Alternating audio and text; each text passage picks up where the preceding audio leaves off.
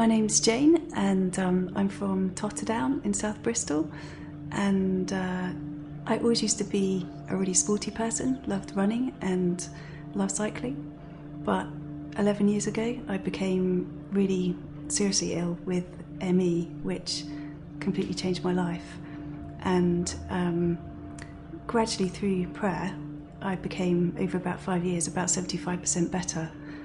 I was actually training as a social worker, and then 4 years ago had a very severe relapse and became kind of very seriously ill again. Well, I guess over the last 4 years I've been really mostly housebound, had real difficulty. I wasn't really able to stand more than kind of 2 or 3 minutes. Had real difficulty walking even kind of short distances. 200, kind of 300 metres would probably be about the most I could walk for much of the time, and just constant exhaustion and muscle pain, confusion, and those kind of things. I had the opportunity to go to the Release Conference 4 or 5 weeks ago, and I had a lot of prayer, and quite a lot of people prayed for me. A number of people actually kind of laid hands on my legs to pray for the difficulty I was having with standing. And what really struck me was that people were praying not simply in a way that they were kind of praying and hoping for the best, but they were actually praying with a real conviction that Jesus could heal, and that really he was likely to.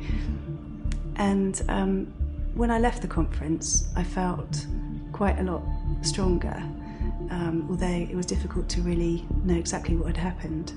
And on the Friday night during the conference, during the worship, I actually heard God speak to me. I heard Jesus speak to me and say to me, "I'm your older brother, and I love to see you run, and I will see you run."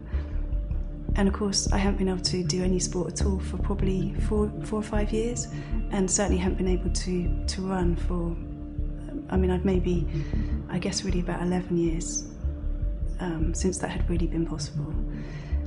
And so what actually happened was 2 days later, I was at home, and I just had worship music on, and I was praising God. And I got struck to the floor by the power of God, and heard God say really clearly, "My daughter is not disabled." And he said to me, "Get up and go for a run." And I was able to believe that it was God, but I was kind of, the only thing I kept thinking was, I don't even own any trainers anymore, because it was so long since I've been able to do any sport.